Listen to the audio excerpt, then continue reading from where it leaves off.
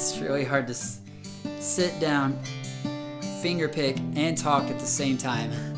Hey guys, welcome to the Songwriting Studio, and today we are in week number 3 of our 8-week song challenge, where we are writing, recording, and completing a song together here in these 8 weeks. We're doing this challenge because most of us won't do it. We won't actually complete songs. We might start ideas, but we rarely finish them. Well, we're cutting through that here at 2019, and it is time to make music together. So let's dive into week number 3.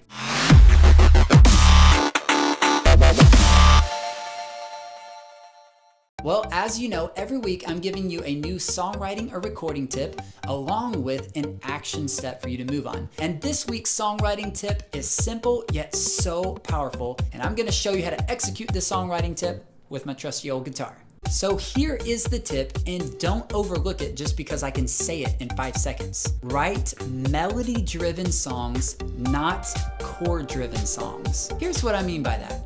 Typically, when we go to write a song, we'll start with our guitar or piano and grab several chords and then sing over the top of those chords. And that's a great place to start. That's where I start a lot of times as well. But when I say write melody-driven instrument parts for your song, what I'm saying is don't leave it to those block stock chords. Because if you just use chords as the instrumentation to your song, it's really hard to identify that song. Chords don't give a lot of identity, but hooks and melodies give identity. Hooks and melodies draw us in and they allow us to go, oh, that's that song. I love that song. But just playing through a few chords rarely makes someone go, it's that song.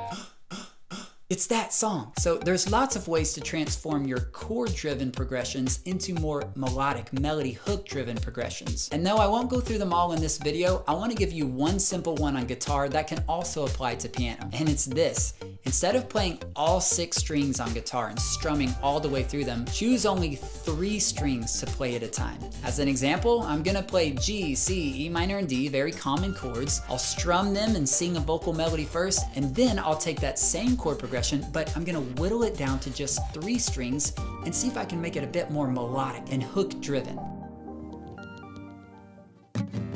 Da, da.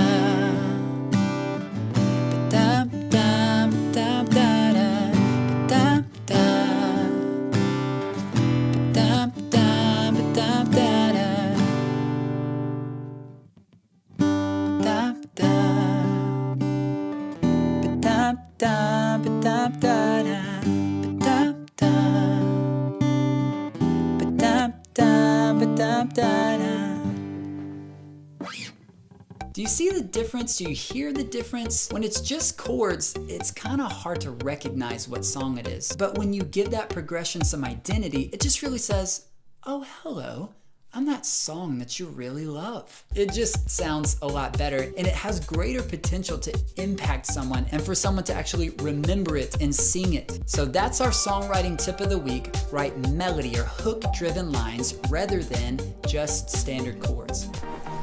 All right, so it is now time to talk about our action step here in week number 3.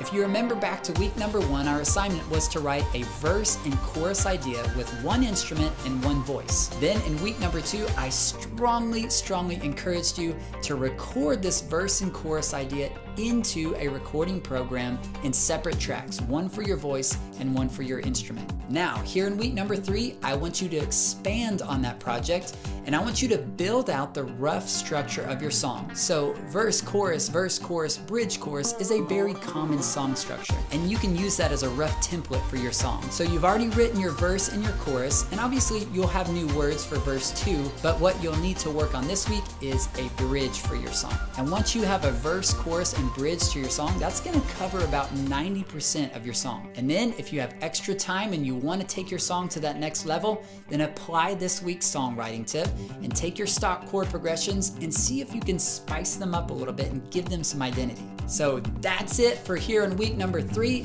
and I want you to remember, the power of this process is not just you watching me, it's you taking these little videos and then acting on them. That's the only way that you're gonna have a completed, polished song in 8 weeks. So jump on in, get started this week, and if you have any questions, feel free to message me below. I'll see you in the next video.